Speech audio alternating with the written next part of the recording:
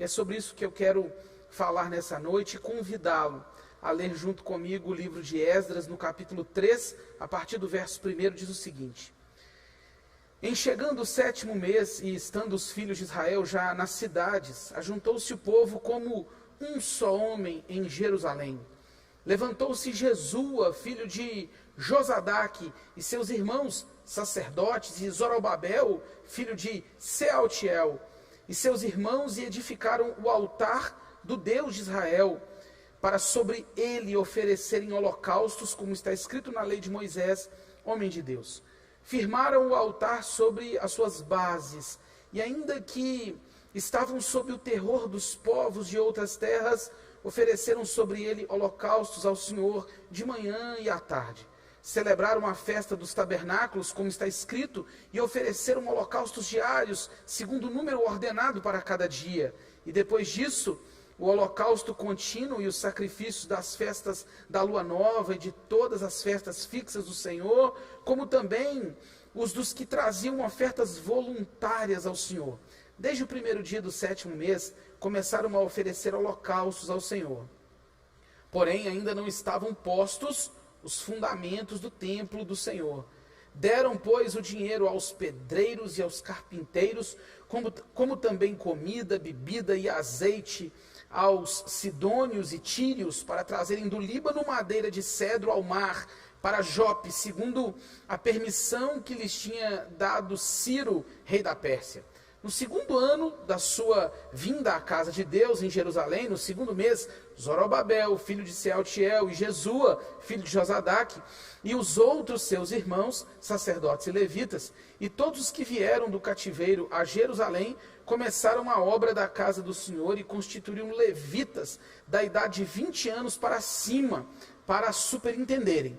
Então se apresentaram Jesua com seus filhos, seus irmãos, Cadmiel e seus filhos, os filhos de Judá, para juntamente vigiarem os que faziam a obra na casa de Deus, bem como os filhos de Enadade, seus filhos e seus irmãos, os levitas. Quando os edificadores lançaram os alicerces do templo do Senhor, apresentaram-se os sacerdotes paramentados, com trombetas, e os levitas, filhos de Asaf, com símbolos, para louvarem o Senhor, segundo as determinações de Davi, rei de Israel. Cantavam alternadamente, louvando e rendendo graças ao Senhor, com essas palavras: Ele é bom, porque a sua misericórdia dura para sempre sobre Israel. E todo o povo jubilou com altas vozes, louvando ao Senhor, por terem lançado os alicerces da sua casa. Porém, muitos dos sacerdotes e levitas e cabeças de famílias, já idosos, que viram a primeira casa, choraram em alta voz quando à sua vista foram lançados os alicerces dessa casa. Muitos, no entanto, levantaram as vozes com gritos de alegria, de maneira que não se podia discernir as vozes de alegria das vozes do choro do povo, pois o povo jubilava com tão grandes gritos que as vozes se ouviam de muito longe. Até aí. Bom, irmãos, no novo normal, a expressão distanciamento social lançou as suas bases. O que começou como isolamento se transformou em distanciamento, afastamento, a ponto de uma palavra, ou mais uma palavra, surgir no nosso vocabulário, a palavra aglomeração. Até pouco tempo a palavra aglomeração tinha pouco significado, ela tinha pouca relevância para nós, mas agora não. Aglomeração é uma palavra que faz parte, ela entra na nossa história e entrou na nossa história nessa nova normalidade ou nessa nova configuração, implicando um desejo de tantas pessoas. Você já ouviu certamente alguém dizendo: que vontade de me aglomerar, que vontade de uma aglomeração, que vontade que eu tenho de estar com mais pessoas, num grupo maior de pessoas. A palavra aglomeração também tomou uma outra proporção nessa nova realidade que nós estamos vivendo. E em tudo isso, nós percebemos que tanto a palavra aglomeração quanto a palavra retorno, elas traçaram um caminho marcante para nós nesses últimos 100 dias e mais do que isso. É muito comum, e eu tenho ouvido com tanta frequência, pessoas dizendo: pastor, quando será o retorno? Que dia nós retornaremos? Nós acabamos de assistir um vídeo onde a maioria das pessoas diziam: em breve nós estaremos juntos, em breve nós retornaremos. Esse é o tipo de saudade que tomou conta de todos nós. E nos faz entender que as palavras aglomeração, as palavras retorno, elas têm muito significado para nós nesse novo normal. E o curioso é que, pensando em aglomeração, pensando em saudade, pensando em retorno, nós olhamos para a história bíblica e percebemos que o povo exilado entendia muito bem essa realidade, porque de alguma maneira o povo de Deus estava disperso. De alguma maneira, as 12 tribos de Israel já estavam dispersas, a ponto dos samaritanos já terem, de alguma maneira, misturado as 10 tribos do norte, se misturado as 10 tribos do norte, e as 2 tribos do sul, cativas na Babilônia, rememorarem com saudade o tempo em que podiam viver como povo de Deus em Jerusalém, em Israel. Há um salmo marcante que eu pensei em usá-lo na nossa liturgia hoje à noite, mas acabei não usando por causa do seu tom até melancólico no final, quando o salmista diz assim: às margens do rio da Babilônia, nós nos assentávamos e chorávamos, nos lembrando de Sião. Eu não tenho dúvida que alguns de nós, acompanhando os cultos à distância, já se pegaram com o mesmo sentimento que o salmista exilado, ou com os escritores do salmo exilados, aqueles que cantavam os cânticos de memória, de lembrança, de alegria, de saudade de reunir-se com o povo de Deus, de saudade de retornar ao convívio com o povo de Deus. Algumas pessoas já foram tomadas desse mesmo sentimento. Algumas talvez elas irromperam em lágrimas. O salmista fala: às margens do rio da Babilônia, nós nos assentávamos e chorávamos, nos lembrando de Sião. Nos salgueiros que lá haviam, pendurávamos as nossas harpas, e os nossos opressores diziam assim: entoai algum cântico de Sião. E o salmista fala: como nós podemos entoar um cântico de Sião em terra estranha? E o final do salmo, ele é contundente, porque há um tipo de imprecação contra a Babilônia, dizendo assim: olha, feliz o que te der o pagamento, a retribuição, a vingança contra aquilo que vocês fizeram conosco. É o interesse, o desejo, a vontade que irrompe na alma e faz com que as pessoas desejem de novo se aglomerar. Faz com que o povo de Deus deseje novamente se reunir. Faz com que o povo de Deus deseje novamente retornar. Eu tenho achado engraçado que pessoas que nem conviviam muito na igreja já estão com saudades da igreja. Gente que nem vinha muito à igreja já está perguntando: pastor, que dia que vai voltar? Tem alguns que eu paro e penso assim: quando que ele voltou? Quando que ela voltou? Mas enfim, está com saudade. Está com saudade de se reunir com o povo de Deus, está com saudade de fazer parte desse corpo e de viver essa experiência de retorno. Mas em tudo isso, a história bíblica nos mostra um detalhe, uma faceta dessa nova configuração. E é bom que você identifique isso junto comigo, por quê? Porque dentro dessa história em que esses homens como Zorobabel, Josué, Esdras, Neemias, Ageu, Zacarias foram colocados nesse tempo pós-exílico, ou depois que o povo teve o passe livre para retornar para casa, muito trabalho ainda tinha de ser feito. Aquelas pessoas que não haviam sido aculturadas pela Babilônia, ou as tribos do norte que não haviam, que haviam deixado de ser o Israel de Deus, a ponto de se transformarem nos samaritanos.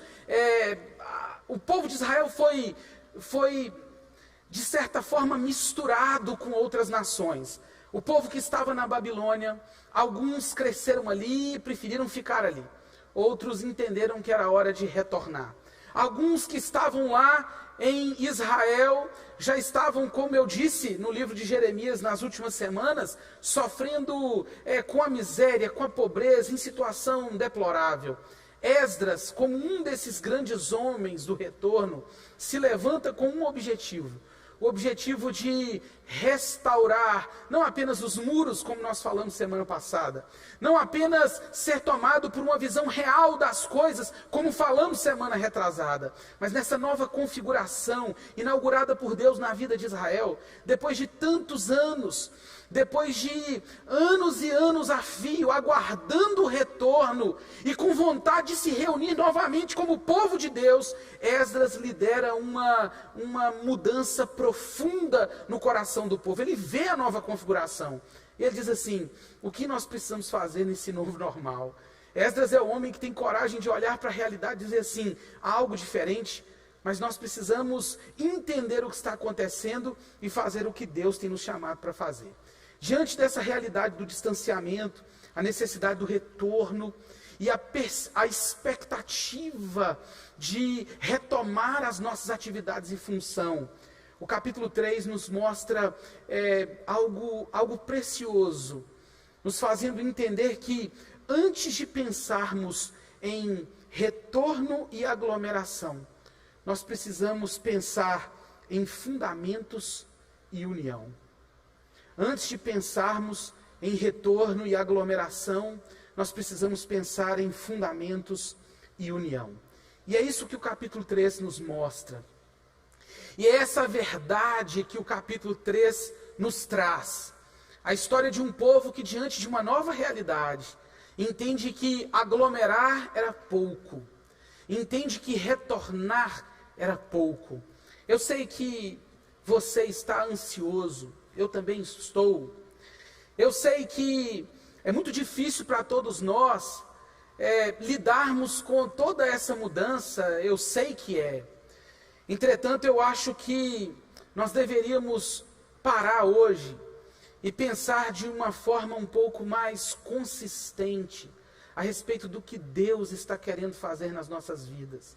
E diante dessa nova configuração, diante esse novo normal instalado, esse novo normal onde distanciamento, aonde afastamento, que nos faz desejar retornar e se aglutinar, se reunir, isso se transforma em algo que Deus tem nos chamado para viver. A história de Esdras mostra que o povo em seu retorno foi desafiado com uma nova configuração, mas em tudo isso, eles não apenas, como Neemias, fizeram uma leitura certa, não apenas tiveram cuidado com as suas defesas, como eu disse semana passada, mas esse povo pensou em união, pensou em lançar os fundamentos para que Israel vivesse aquilo que Deus estava chamando para viver naquele momento. E o capítulo 3 mostra que quando o povo chegou ali naquele lugar, quando o povo, no 7º mês, como diz o primeiro versículo, já estando os filhos de Israel reunidos em Jerusalém, estando o povo já vivendo com os pés na terra e o retorno já garantido, o retorno já aplicado na vida desse povo, ele se junta. E se junta, a expressão do versículo 1 nos chama a atenção como um só homem, com o objetivo de levantar um altar ao Senhor, edificar a Deus um altar para que um sacrifício fosse realizado, para que no ensejo do 7º mês, um mês adequado para a celebração das festas, o povo pudesse adorar a Deus, restaurar, resgatar princípios da sua celebração, como as festas aqui descritas, da lua nova, festa dos tabernáculos e holocaustos, sacrifícios diários oferecidos naquele altar. Eu quero chamar a sua atenção para uma coisa.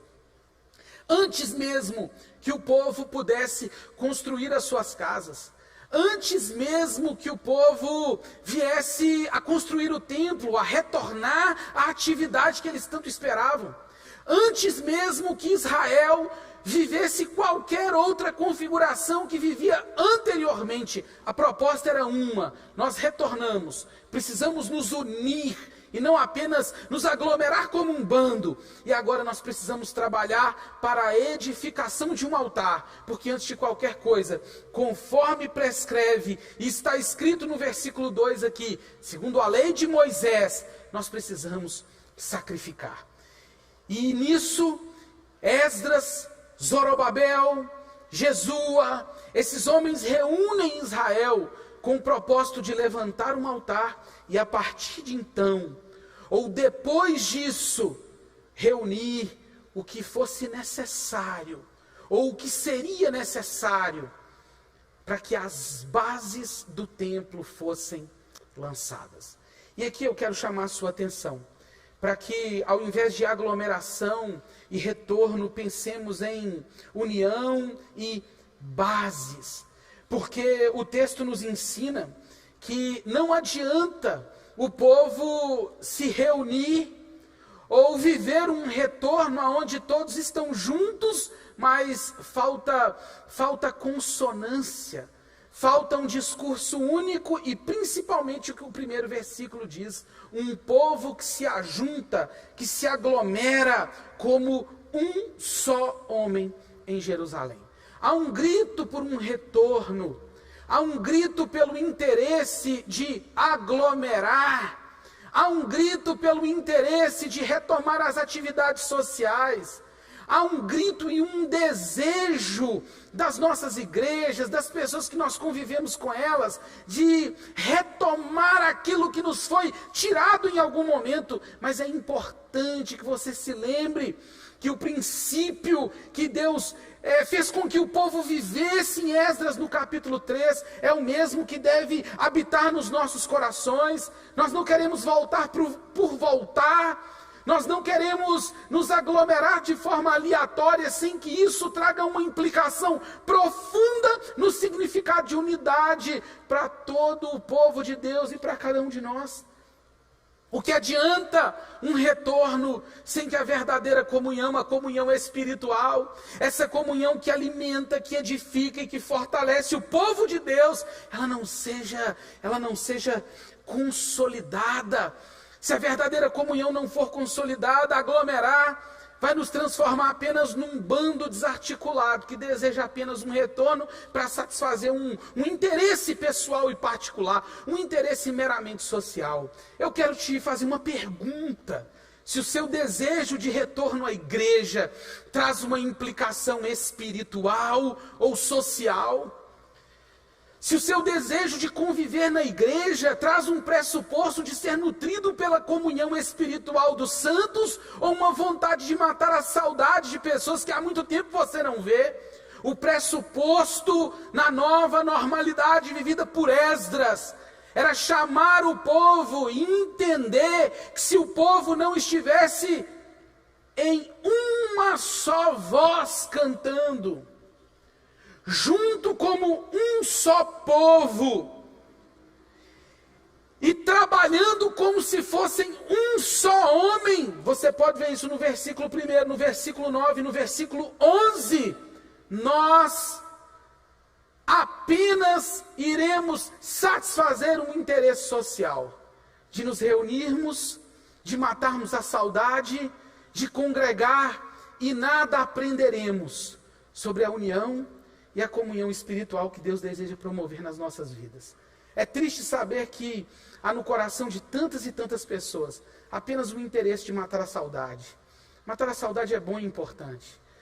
É bom rever as pessoas que a gente não vê há muito tempo. Seria muito bom poder se reunir e abraçar, beijar todo mundo e dizer, olha, que bom que nós estamos de volta. Seria muito bom, nós não podemos negar. Mas essa é uma boa oportunidade para sabermos se como povo de Deus, para sabermos se como aqueles que Deus chamou, nós vivemos de fato essa comunhão espiritual que Ele propôs. E se vivemos o chamado do nosso Deus para cada um de nós, de vivermos como um só homem, de cantarmos como um só homem e de trabalharmos como um só homem. Isso é o que a história diz. Isso é o que as lideranças conseguiram propor para o povo. Esse foi o chamado que o povo abraçou. Eu sei e não posso negar que seja qual for a igreja, de qual denominação, de qual confissão, a vida comunitária exige muitos esforços, demanda muita energia e, como eu tenho dito, muita atenção e muita intenção para que a gente consiga viver a comunhão da maneira que Deus deseja. Mas a beleza descrita nesse capítulo 3, de um povo que se reúne, trabalha e canta, de um povo que faz tudo junto, nos faz lembrar do que Paulo disse aos Coríntios, no capítulo 1, versículo 10, olha, vocês precisam ter o mesmo pensamento, a mesma forma de pensar, olhar para a mesma direção. Nos faz lembrar o apelo de Paulo aos Filipenses no capítulo 2, quando diz, olha, vocês precisam preferir uns aos outros em honra. Nós temos que ter o mesmo sentimento que houve em Cristo Jesus, para ter esses ternos afetos uns pelos outros. A comunhão, ela tem sido descrita apenas como mera aglomeração, e que privilégio nosso de olhar para essa palavra agora e pensar, quantas vezes eu fui para a igreja, quantas vezes eu participei como parte de alguma coisa na igreja, como se eu fosse parte de um bando desarticulado, desorganizado, sem verdadeira comunhão com as pessoas com quem eu convivia. Deus está nos chamando para esse novo normal, a romper o distanciamento, mas para fazê-lo agora. Para quantas pessoas você já telefonou esse tempo? Para quantas pessoas você já fez algum tipo de contato para saber como elas estão? Eu fico me perguntando se isso deveria, ou esse afastamento deveria indicar alguma quebra na união que o povo de Deus experimenta como parte dessa viva esperança.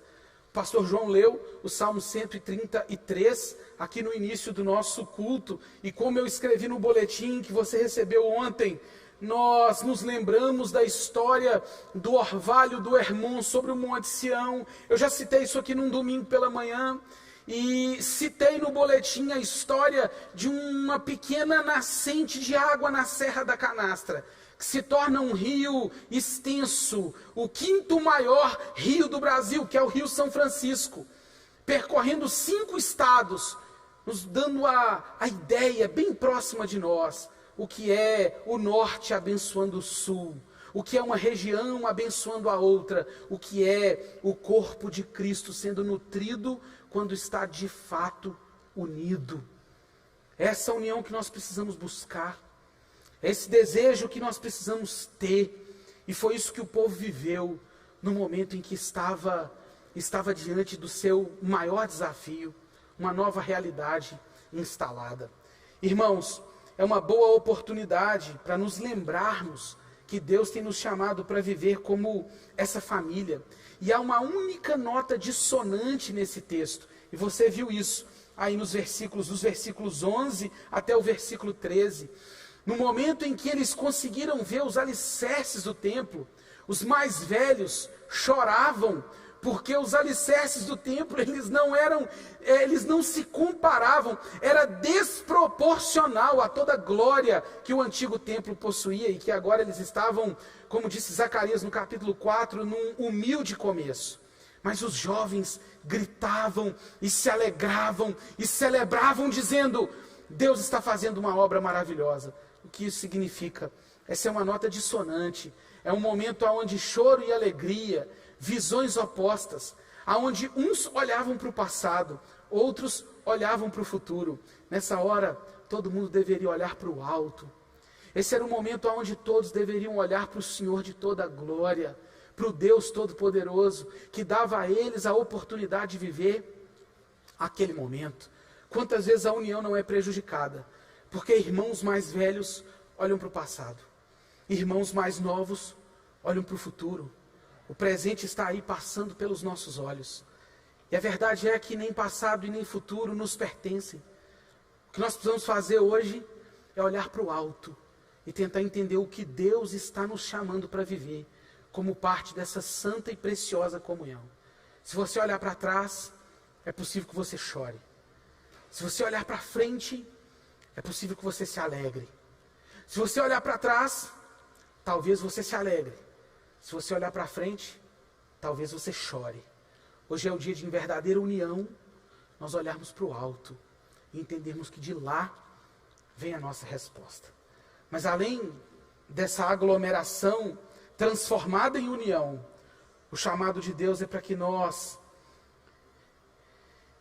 entendamos que a resposta ao medo, e o versículo 5 nos afirma que eles estavam sob o terror de vários povos, a resposta ao medo que temos diante de nós, ela não pode ser oferecida, ela não pode ser apresentada. Nós não temos uma resposta para o medo do terror que nos envolve, pegando em armas e edificando fortalezas e colocando-as em primeiro lugar. Longe disso. Semana passada eu falei sobre a vigilância, sobre a atenção e a proteção das nossas defesas, ou criar defesas para sermos protegidos. Mas a verdade é que tudo isso é muito importante e necessário, e Neemias trabalhou nisso. Mas Esdras olha para a realidade e diz assim: antes de qualquer coisa, em primeiro lugar, nós precisamos construir um altar ao Senhor. Os nossos alicerces indicam que o mais importante é restabelecer a adoração. É bonito ver que, antes de qualquer outra estratégia, o povo de Deus, orientado pelos homens que Deus chamou para isso, precisava entender que Deus estava em primeiro lugar. Nós já ouvimos isso várias vezes em Mateus capítulo 6, versículo 32, 33, 34. Buscai, pois, em primeiro lugar o reino de Deus e a sua justiça, e as demais coisas vos serão acrescentadas. Você se lembra quando Abraão, em Gênesis capítulo 12, versículo 7, chega num determinado lugar, a primeira coisa que Abraão deseja fazer é edificar um altar ao Senhor. Eu já disse isso algumas vezes, que o povo, quando levantava no deserto seu acampamento e peregrinava, a primeira coisa que eles montavam era o tabernáculo, para que tudo ficasse ao redor do culto e da adoração a Deus. Todas as festas restabelecidas, é o que a gente encontra no capítulo 3 de Esdras. O holocausto, que era um sacrifício representando a dedicação do adorador, foi restabelecido. Sob a direção de Zorobabel e o sumo sacerdote Josué, o povo teve a oportunidade de se apresentar a Deus em adoração, mais uma vez, mais do que isso, em primeiro lugar. Isso nos indica que nada é tão importante quanto os nossos alicerces, as nossas bases, os nossos fundamentos. Lembre-se do que diz o Salmo 11, versículo 3. Ora, destruídos os fundamentos, o que poderá fazer o homem? E esses homens entenderam que o fundamental era lançar os alicerces da adoração a Deus, era firmar a noção de que antes de qualquer coisa, Deus deveria ser adorado. Quantos irmãos não estão em casa hoje, apenas esperando o momento de retornar? Quantas pessoas não estão esperando apenas o momento de se aglomerar novamente? Quantas pessoas não estão aí já há 100 dias, aguardando a hora em que poderão voltar para a igreja? Mas o que isso significa? Talvez isso seja Deus nos ensinando que verdadeira união e verdadeira adoração, elas não dependem e nunca dependeram dessa experiência que nós temos aqui, essa experiência litúrgica, essa experiência de culto, que é importante, é fundamental, mas creia nisso, e a palavra de Deus nos ensina isso, que união, adoração, ou unidade, e adoração verdadeira, não dependem definitivamente do tanto que nós estamos aglomerados, muito menos dos dias em que retornaremos. Depende daquilo que está dentro de nós. E se nós podemos, mesmo diante de toda essa realidade, cantar o Salmo 136 como o povo cantou. O Senhor é bom para Israel, o Senhor é bom para o seu povo. É o avivamento, irmãos, que nos faz voltar aos alicerces da fé, nos dando capacidade de entender que esses alicerces são sólidos o suficiente. E eu me pergunto e te pergunto também, como que nós temos lidado com esses fundamentos? Será que nesse tempo em que vivemos, os seus fundamentos foram abalados a ponto de você não conseguir lidar com a sua fé, porque você está distanciado socialmente das pessoas e da igreja? Será que o fato de ainda não termos retornado é o suficiente para que a sua fé vacile? Eu acredito, concordo e aceito a ideia, porque a minha própria vida, a vida de todos nós, está debaixo desse apelo, desse ataque. Nós nos entristecemos, nos abatemos, nos cansamos com os desafios que temos enfrentado. Mas não se engane, a nossa fé, a nossa esperança, a certeza que temos como povo de Deus, elas não dependem, a certeza que temos não depende do quanto nos aglomeramos, ou de quando retornaremos. Ela depende da verdadeira unidade da fé, que cultivamos espiritualmente. Eu falava semana passada da importância, e falei com algumas pessoas, da importância de visitar alguns irmãos, que nós não podemos ir até a casa deles, visitá-los por meio da oração. Já pensou nisso? Você pode nutrir uma verdadeira comunhão espiritual orando por alguém. Você já pensou que a verdadeira união de ser um povo só reunido, um povo só cantando, um povo só trabalhando, isso pode ser feito numa esfera espiritual muito mais profunda do que uma mera aglomeração? Já pensou que um retorno, ele pode não significar tanta coisa assim, se esse é o momento exato que Deus tem nos dado a oportunidade para checar se os nossos alicerces, se as nossas bases, se as nossas estruturas são sólidas o suficiente. E se o nosso entendimento é que não há nada tão estrutural, não há nada tão fundamental quanto a oração, a palavra, quanto a fé e a certeza de que devemos adorá-lo. Eu quero encerrar lembrando que em tudo isso que eu falei, verdadeira unidade, união, diferente de aglomeração, verdadeira consagração e adoração, muito diferente de mero retorno. O povo retornou, mas o povo, sob a liderança de Esdras, entendeu que algo precisava ser feito em primeiro lugar. E o algo em primeiro lugar era a adoração a Deus. Esse era o alicerce, essa era a base, este era o fundamento da vida do povo. Mas na edificação desse altar que indicava a adoração a Deus como prioritária, coisa que deve tomar os nossos corações, eu queria te chamar a entender que a convocação para levitas e pessoas jovens que serviam na edificação desse altar nos dá um caminho precioso para esse tempo que nós estamos vivendo. E a primeira coisa é que o povo não podia ter naquela hora, imediatamente, um templo construído. Mas mesmo assim, eles não ficaram sem um altar.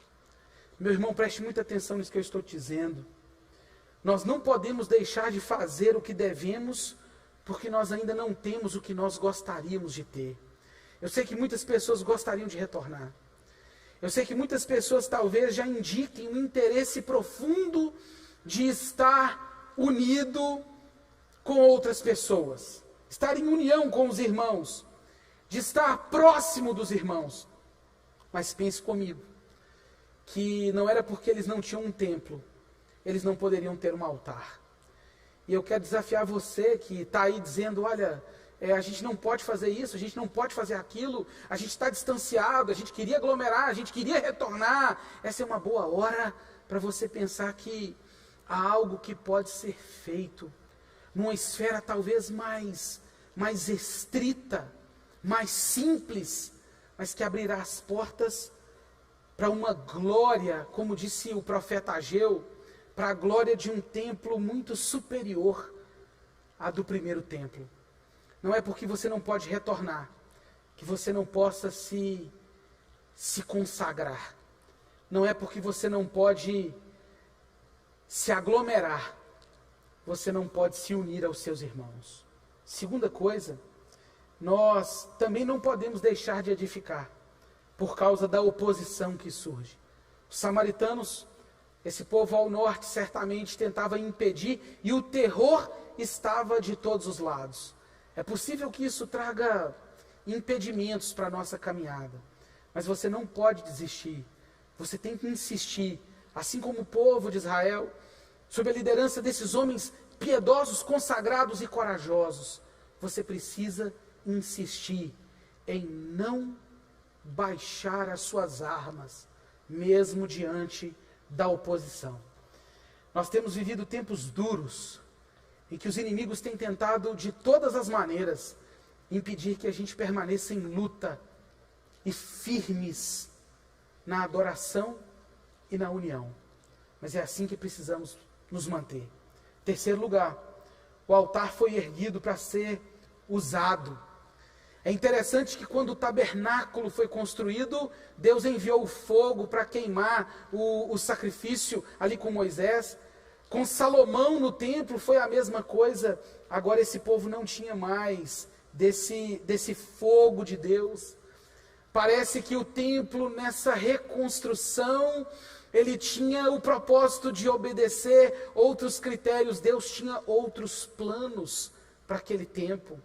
Mas o povo não deixou de oferecer o seu sacrifício de manhã e de tarde. O sacrifício era diário. E que lições para nós. A lição de que, mesmo que você não tenha o ideal, você precisa fazer o necessário. Mesmo que os inimigos se oponham, você precisa continuar fazendo o que é necessário. E mesmo que você não tenha o fogo de Moisés e o de Salomão, Deus tem um propósito para o sacrifício que você vai apresentar diante dele diariamente. Lembre-se que essas coisas levadas em consideração, elas nos apontam para um único caminho.